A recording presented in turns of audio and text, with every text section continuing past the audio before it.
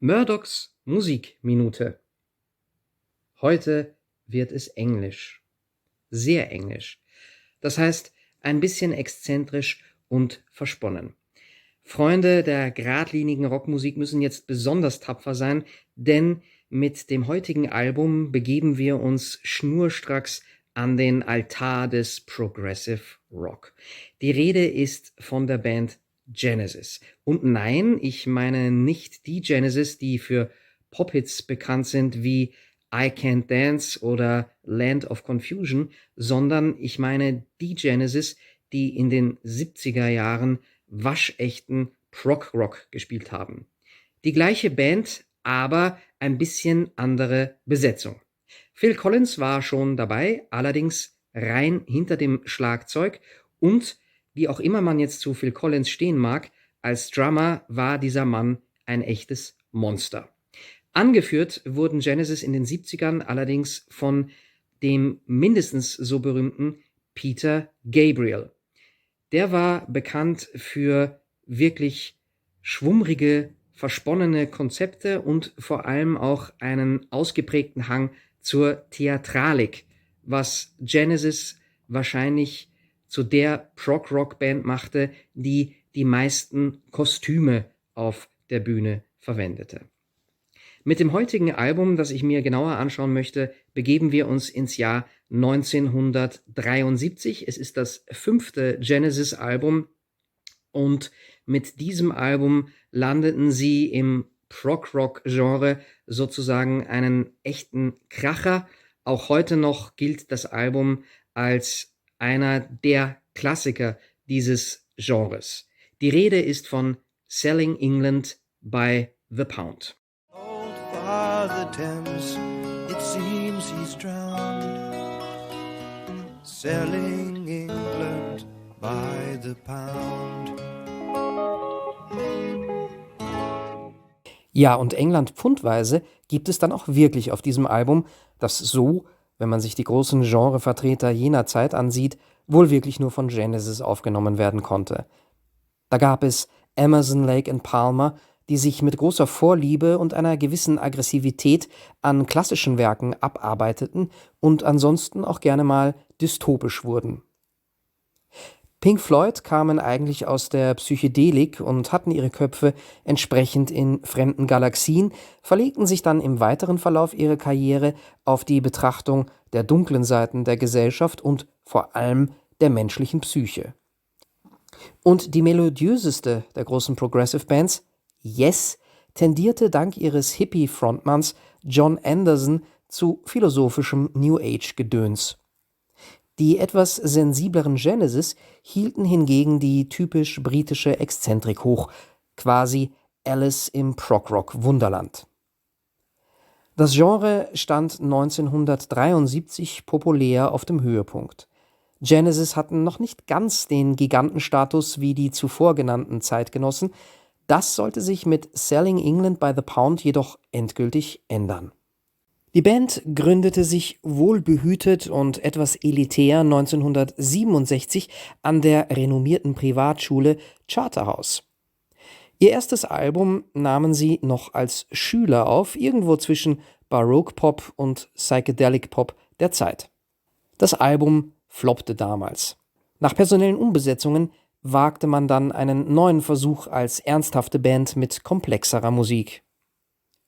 Dann jedoch die erste schwere Krise für die Band durch den Ausstieg ihres Gitarristen Anthony Phillips, der die treibende musikalische Kraft war und etwas stark lyrisch-folkiges in den Stil von Genesis eingebracht hatte.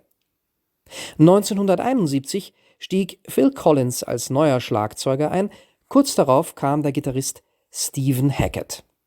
Das klassische Line-up der progressiven Jahre war somit gefunden. Es folgten die heute als Prog-Rock-Klassiker angesehenen Nursery Crime und Foxtrot. Vertrackte Musik für introvertierte Exzentriker.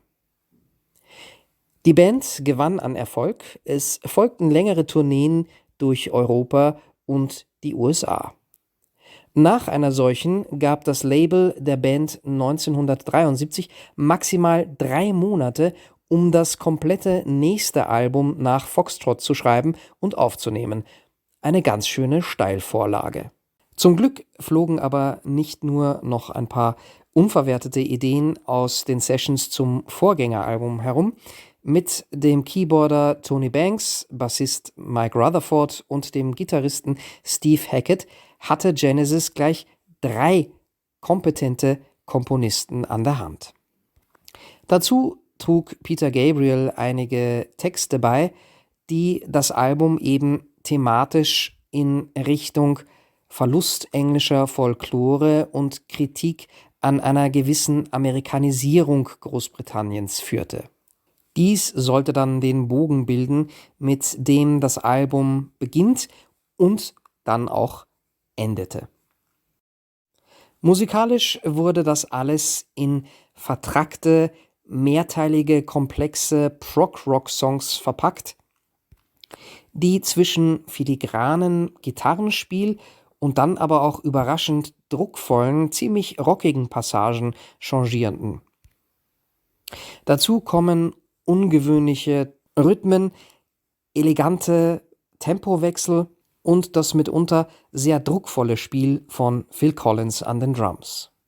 So kompakt und gleichzeitig vielschichtig hatte man Genesis bis dato auch noch nicht gehört, obwohl das Album Foxtrot schon in diese Richtung deutete. Das wird auf Selling England by the Pound schon beim Auftakt deutlich, der Tour de Force, die das Eröffnungsstück Dancing with the Moonlit Night darstellt. The captain leads his arms right on through the night. Join the dance, follow on till the gray sunset sees the Der Song bewegt sich elegant durch diverseste Passagen und Phasen, beginnt nur mit Peter Gabriels Gesang, fast wie ein traditionelles britisches Volkslied oder eine Ballade aus der Zeit der Minnesänger, wird dann langsam unterstützt durch eine perlende, etwas melancholische Gitarre, die gleichzeitig einen ganz interessanten Groove entwickelt, nur um dann recht unvorhergesehen in einen für Genesis-Begriffe ziemlich heftigen, rockigen Teil auszubrechen, bei dem man, Achtung, Achtung, Steve Hackett tatsächlich beim Tapping lauschen kann, also einer bestimmten Spieltechnik an der Gitarre, die zu so einem gewissen nudeligen Sound führt, den man normalerweise eher mit Hardrock- und Metal-Bands aus den 80er Jahren assoziiert. Und tatsächlich gilt Hackett hier als absoluter Vorreiter dieser Technik. Hatte man bis zu dem Zeitpunkt auf einem Album so noch nicht gehört.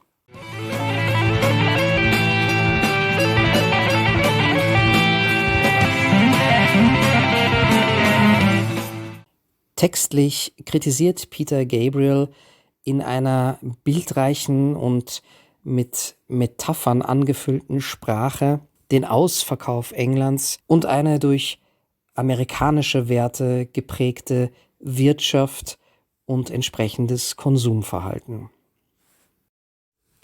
Das Stück endet dann mit einer lyrisch verträumten Passage, in der Gitarre und Keyboard einander umschlängeln und umwinden. Und alles in allem ist Dancing with the Moonlit Night aus meiner Sicht das perfekte Beispiel, wenn man jemandem demonstrieren möchte, wie klassischer Progressive Rock geklungen hat und worum es dabei geht. Als Albumopener perfekt. Hier werden quasi gleich all die Wunsch- oder Checkboxen von Prog-Rock-Fans angekreuzt und man weiß sofort, worauf man sich musikalisch für den Rest des Albums wahrscheinlich einstellen kann. Oder vielleicht doch nicht so ganz, denn mit Track 2, I Know What I Like in Your Wardrobe, bekommt man plötzlich den poppigsten und geradlinigsten Genesis-Song vorgesetzt, den die Band bis dahin jemals aufgenommen hatte.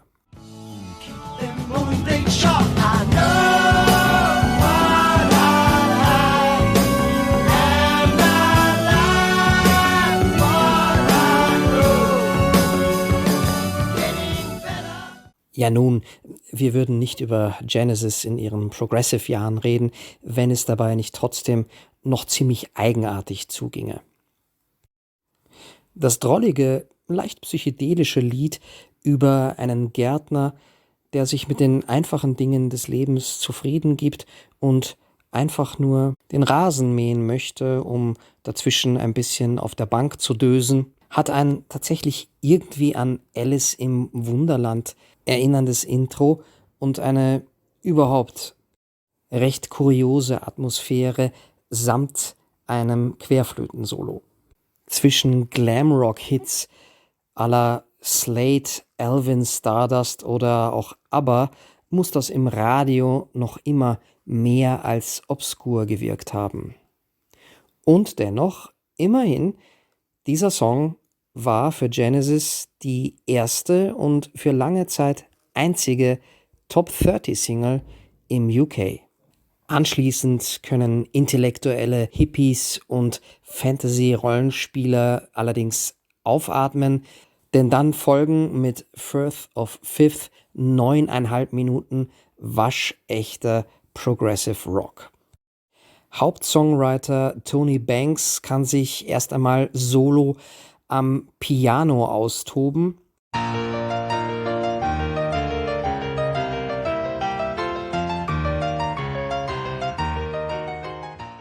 In einem rhythmisch komplexen Auftakt. Dann folgt ein majestätisch erhabenes Stück, das wieder mal aus verschiedenen Teilen besteht und für so manchen Genesis-Fan zum absoluten Höhepunkt dieses Albums oder überhaupt dem Höhepunkt des musikalischen Schaffens der Band zählt. Es gibt Synthesizer-Soli sowie ein sehr melodiöses Gitarrensolo und dazu für meinen Geschmack leider etwas doch arg pompös geratene Lyrics über den Lauf eines Flusses. Dass sich die Band auch auf die kleine Form versteht, zeigt sie dann beim Ausklang der ersten Seite. Und hier durfte dann sogar mal Phil Collins nicht nur als Songwriter, sondern sogar auch schon mal als Sänger ran.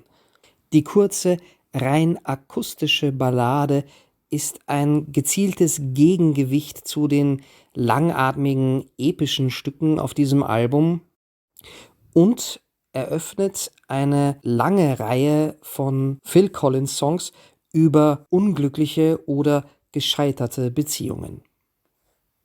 Für die wirklich absolut ausufernden Prog-Momente muss man sich dann der zweiten Seite von Selling England by the Pound zuwenden. Diese beginnt mit dem längsten Stück des Albums, The Battle of Epping Forest. Der Titel bezieht sich auf eine Waldgegend nördlich von London und hier kann Peter Gabriel, der Geschichtenerzähler, mal wieder so richtig glänzen.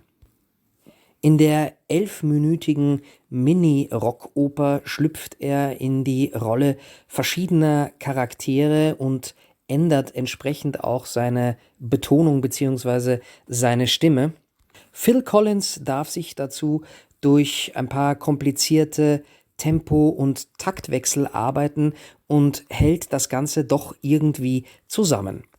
Der Song klingt musikalisch und vom Text her manchmal sehr stark nach Satire.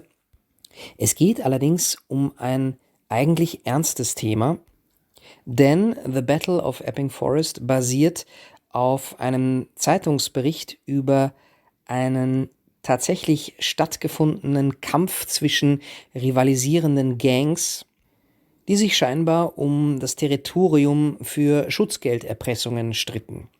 Das Ganze ist allerdings in dem typischen Genesis-Stil verpackt, sodass man sich oft dann doch wie in einem surrealen Märchen als Hörer vorkommt. Ja, und wenn man sich auf diese Schlacht vom Epping Forest einlässt, dann kann sie richtig Spaß machen. Bluebells are ringing for sweet real Sam, real ham, handing out bread and jam just like any picnic.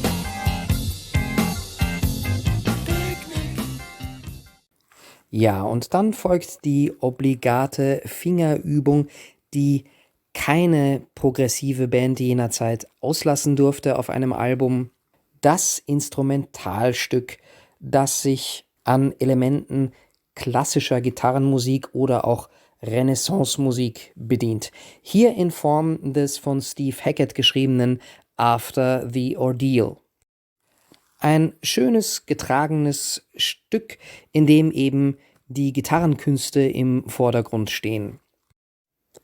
Insgesamt betrachtet nicht unbedingt der spannendste Moment dieses Albums, aber er bietet eine kurze Verschnaufpause nach dem sehr theatralischen und aufreibenden Battle of Epping Forest und vor dem letzten großen Epos des Albums, The Cinema Show.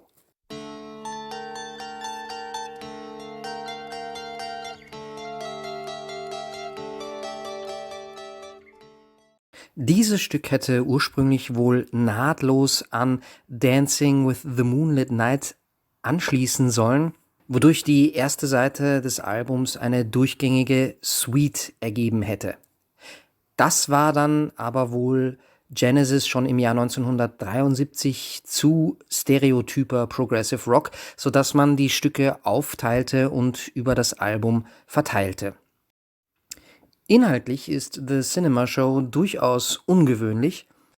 Es beginnt romantisch mit einem Paar, das als Romeo und Julia betitelt wird, allerdings ein einfaches englisches junges Paar darstellt, das sich wohl im Kino für ein Stelldichein treffen möchte. Dann plötzlich kommt der blinde Seher Teiresias ins Spiel, der griechischen Mythologie zufolge für die Götter ein für allemal die Frage klären sollte, ob nun Männlein oder Weiblein beim Geschlechtsakt mehr Vergnügen empfindet. Wenden wir uns der Musik zu. Bei The Cinema Show zieht die Band nochmal alle Register ihres Könnens. Es gibt feinfingeriges Gitarrenspiel, anspruchsvolles Schlagzeugspiel und eine tolle, epische Keyboard-Passage zum Ende des Stücks, das dann, um tatsächlich den Bogen des Albums zu schließen, in das kleine Anhängsel Isle of Plenty übergeht.